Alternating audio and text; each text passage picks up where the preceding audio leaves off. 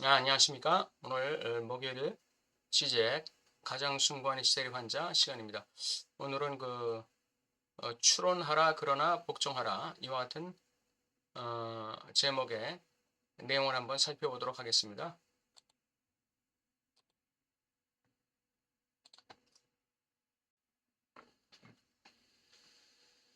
네.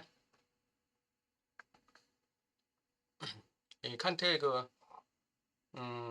순수 이성 비판과 실천 이성 비판이 생각나는 이 문구죠. 네, 추론하라 그러나 복종하라. 보겠습니다. 계몽이란 무엇인가라는 질문에 대한 그의 유명한 답변에서 칸트는 감히 알려고 하라는 문구에 염려스러운 보완물을 덧붙인다. 당신이 원하는 한 그리고 당신의 마음에 드는 주제들에 대해 추론하라 그러나 복종하라. 예. 정언명령이죠. 성찰의 자율적 주체로서 우리는 자유롭게 추론하고 모든 권위들을 의문시할 수 있다.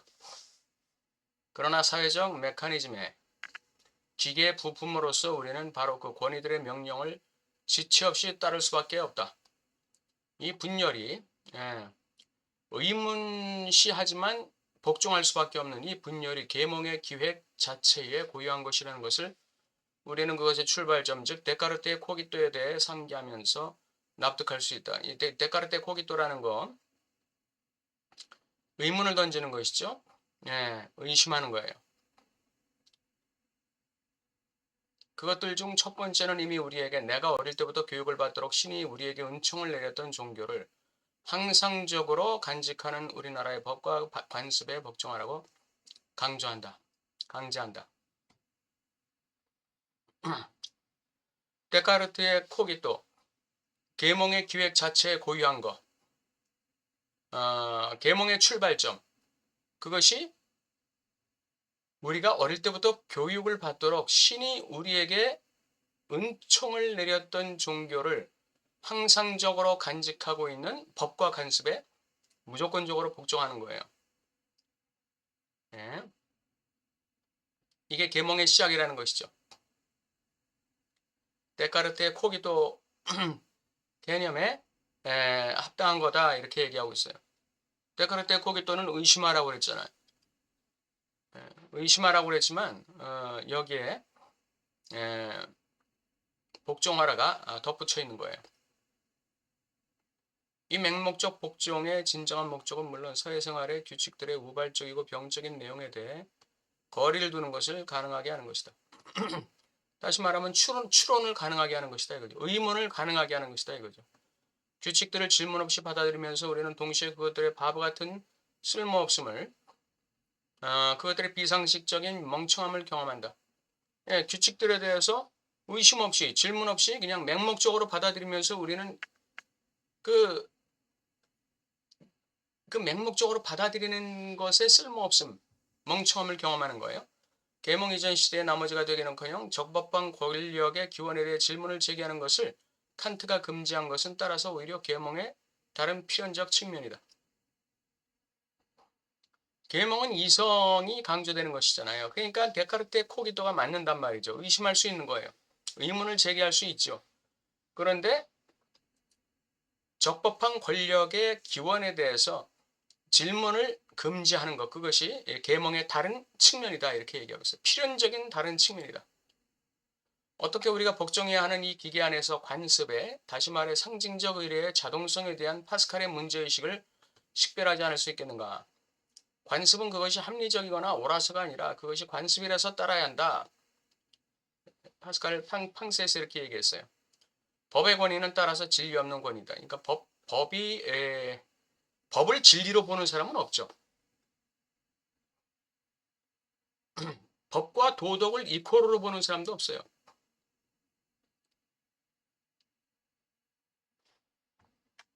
법의 권위는 진리 없는 권위예요.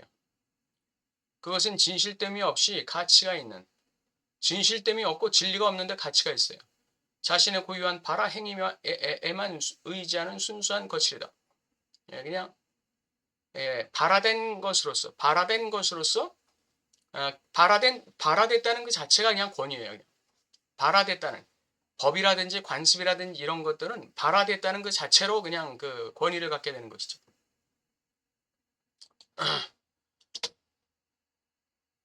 우리가 그 질문을 하는 순간 우리는 이미 법의 권위를 의문시하는 것이다. 관습은 그것이 받아들여졌다는 이유만으로 공정한 것이다. 이것이 그것의 권위의 신비로운 기반이다. 관습을 그것의 원리로 끌고 올라가는 자는 관습을 폐지하는 것이다. 이 관습을 관습되게 만드는 원리가 뭐냐? 그 정당성이 뭐냐? 이걸 끌고 올라가는 사람은 관습을 폐지하는 거예요. 파스칼은 계몽에 비해 이 관습의 영향력을 급진화한다. 즉 우리가 관습의 기계에 대해 우리의 내적 성찰의 자유로운 공간을 보존하도록 하는 단순한 외적 거리를 둘 수 있다고 생각하는 것은, 다시 말하면 의심할 수 있다는 것은, 이건 계몽의 환각이라는 거예요. 계몽의 환각이라는 거예요. 여태까지 우리가 좀 그 계몽이라는 개념에 대해서 좀 모르고 있었던 개념이죠. 그럼 관습이라는 것에 대해서 내적 성찰의 자유로운 공간을 보존할 수 있도록 외적으로 거리를 두는 게 이게 환각이라는 거예요. 실수는 어떻게 우리의 추론의 내재성이 이미 자신도 모르게 관습의 힘에 의존하는지를 깨닫지 못하는 것이다. 그것의 비상식적인 죽은 글자에 의존하는 것을 깨닫지 못하는 것이다. 간단히 말해 기표가 기의 장을 지배한다. 즉 기의 장은 기표에 의존한다는 것. 그걸 깨닫지 못한다는 거예요.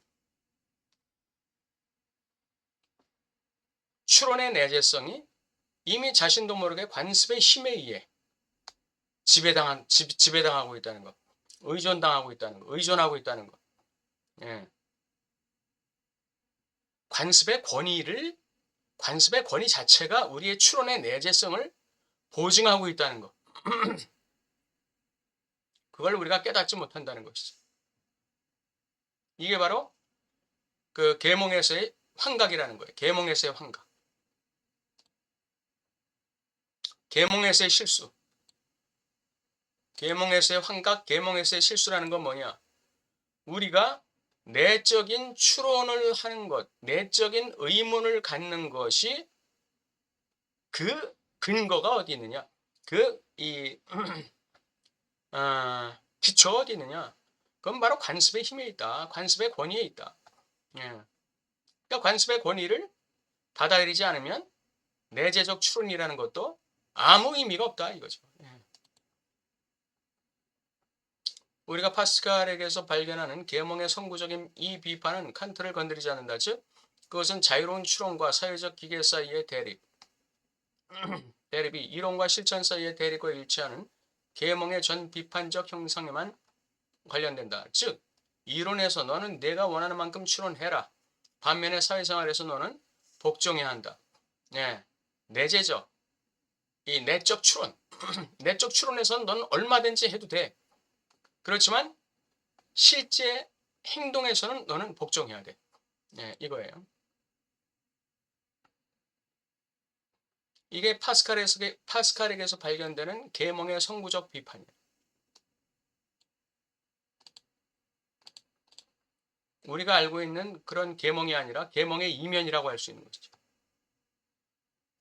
그렇지만 칸트는 순수성에 대한 실천 이상의 우위를 확언한다. 이게 정언명령이죠. 이것은 우리의 내적 자유와 외적인 사회적 법들보다 더 잔인하고 무거운 법, 윤리적 강제명령에 이미 종속되어 있다는 것을 의미한다. 세 가지예요. 첫째는 사회적인 법이 있고 그것에 대한 내적 추론이 있어요. 그것에 대한 내적 추론이 있어요. 그리고 이 사회적 법을 갖다가 지켜야 한다고 강제하는 우리 내적인 윤리적인 법이 있다 이거예요. 내적 윤리적 도덕적 법이 있다 이거죠. 우리 내재적인 법이 그걸 내재적 도덕성이라고 해요.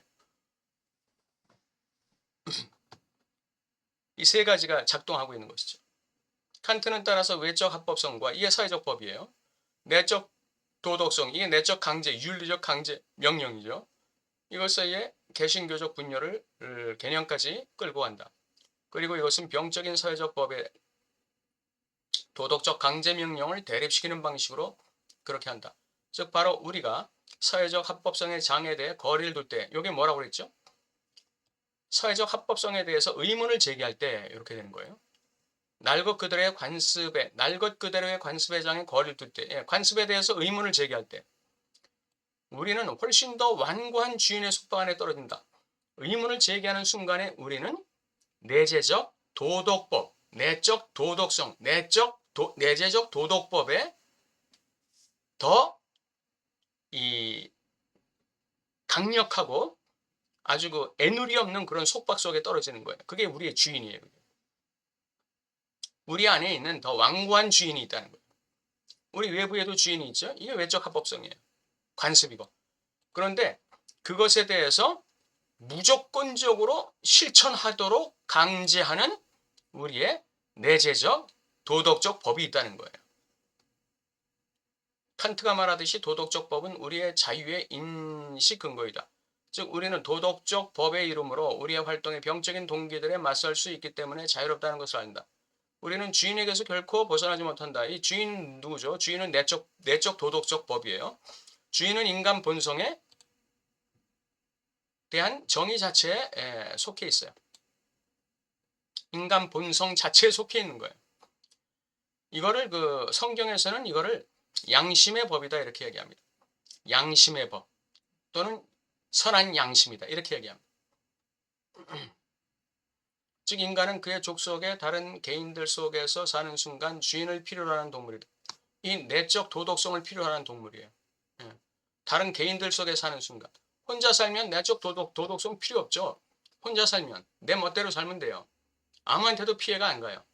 근데 같은 족속의 다른 개인들과 함께 살아가는 순간부터 우리는 내적 강제 명령에 종살이하는 노예 생활하는 그럴 수밖에 없는 동물이다 이거예요.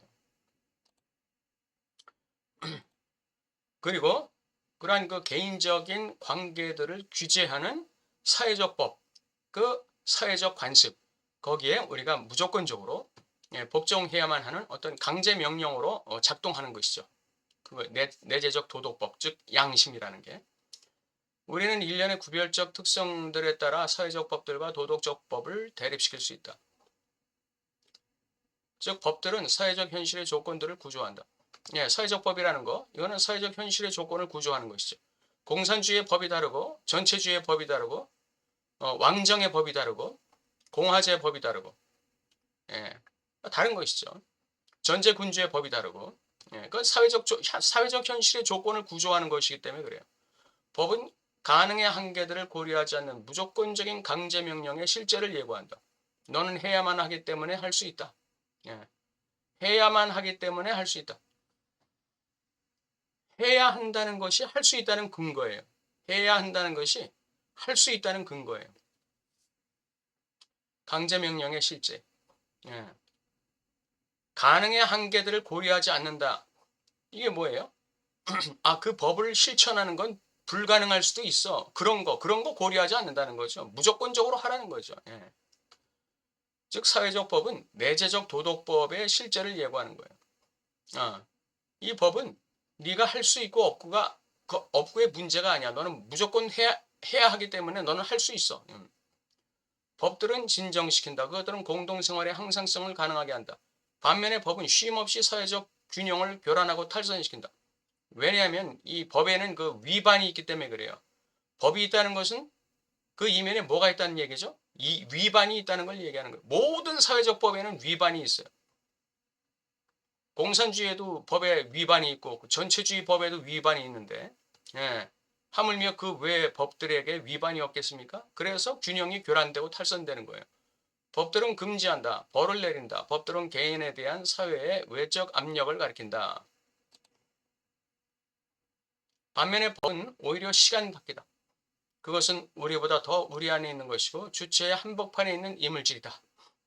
그게 뭔가요? 주체 한복판에 있는 이물질, 이게 바로 내재적 도덕법이죠.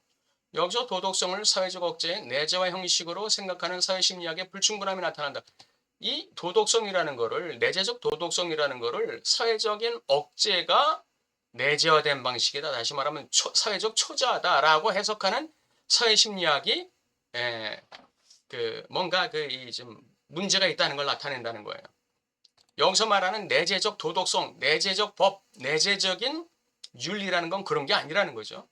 즉 반대로 바로 사회적 법 자체는 그것의 외재화를 이용해 도덕적 강제 명령에 참을 수 없는 압력으로부터 해방되는 방식이다. 이제부터 똑같은 의미의 문장들이 이어져요. 법이 외재화되는 순간 우리는 그것에 대해서 거리를 둘 수 있다. 그렇죠? 우리의 내적 균형을 교란하고 불안하게 만드는 그것의 힘은 길들여진다. 왜냐하면 내가 이거를 할 수 없는데, 내가 이거를 하기 싫은데, 하란 말이에요. 이게 내적 균형을 교란시키는 거죠. 또 불안하게 만드는 거죠. 그것의 힘이 길들여지는 거예요. 왜냐하면 우리가 외재화시켜서 그 법에 대해서 의문을 제기하기 때문에. 이거 뭔가 이거는 이 정당성에서 이 법이라는 것, 이 관습이라는 건 좀 정당성에서 이건 떨어진다. 그걸 우리가 추론하게 될 때 우리의 내적 균형을 교란하고 불안하게 만드는 그 힘이 길들여지는 거예요. 예, 그 사회적 법의 힘이. 예. 우리는 우리의 무한한 이기주의를 깨뜨리기 위해서가 아니라 법의 막다른 길에서 스스로를 구원하기 위해서 법들을 갖는다. 다시 말하면 사회적 법을 지키는 것은 내재적 도덕법의 강제적 압력. 아까 강제명령이라고 그랬죠? 강제적 압력으로부터의 일종의 방어이다. 그래도 내가 이 정도의 법은 지켰어 라고 자의적 방어를 하는 거예요. 그러면서 자신의 내재적 법의 막다른 길에서 자기 스스로를 구원하는 거예요. 이게 내재적 이 도덕성의 막다른 길에서 스스로를 구원하기 위해서 사회적 법을 복종하는 거예요. 사회적 법을. 내재적 법이 훨씬 더 강력하고 훨씬 더 뭐라고 해야 되죠? 강력하고 애누리 없는 것이죠. 예, 애누리 없는 거예요. 그러니까 그거에서 내가 조금이라도 해방되기 위해서 자유를 얻기 위해서 나는 사회적 법을 지킬 수밖에 없다는 거죠. 예. 그러니까 우리가 법이 진리에 근거한다는 것은 아니에요. 법이 진실에 근거하고 있지는 않아요. 그러나 그 법을 지킬 때 뭐가 유지됩니까? 사회적인 공동생활의 항상성이 유지되는 거예요. 그래서 이 공동생활의 항상성을 유지하게 하는 이 사회적 법을, 내재적 도덕법은 강제적으로 복종하라고 밀어붙이는 거죠. 너 해야 돼. 너 해야만 하기 때문에 할 수 있어. 가능하지 않다고? 가능해. 왜냐하면 너는 해야 되기 때문이야. 해야 되기 때문에 할 수 있는 거야. 복종해. 이렇게. 그렇게 함으로써 개인은 뭐로부터 그 숨쉴 구멍을 만들어요? 내재적 양심의 법, 내재적 도덕법의 막다른 길에서부터 자기 스스로를 구원하는 거예요. 이제 이게 안 되는 사람들이 내재적인 도덕법에서 자기 스스로를 구원하는데 실패하는 사람들이 어떻게 됩니까? 범죄자가 되는 거예요. 범죄자. 범법자가 되는 것이죠. 예, 그게 범법자가 되는 거예요. 자기 내재적 양심의 법, 자기 내재적 도덕법, 윤리적인 윤리성의 강제성에서 자기 스스로를 구원하는데 실패하는 사람들. 그러니까 내재적 양심의 법을 위반하는 사람들이죠. 그걸 위반하게 되면 자기 스스로를 구원할 수가 없는 거예요. 왜? 그걸 위반하게 될 때는 사회적 법이 위반될 수밖에 없기 때문에 사회적 법까지 위반될 수밖에 없기 때문에 그래서 이 양심의 이 법, 이 내재적 양심의 법, 내재적 윤리성으로부터 자기 스스로를 구원하는 유일한 방도가 뭐냐? 사회적 법을 존중하는 거예요. 이걸 지키는 거죠. 말하자면 자기에 대해 자기 자신으로부터의 일종의 방어죠. 방어. 추론하라 그러나 복종하라. 이 초점은 여기 복종하라에 있는 것이죠. 초점은 복종하라에 있는 거예요.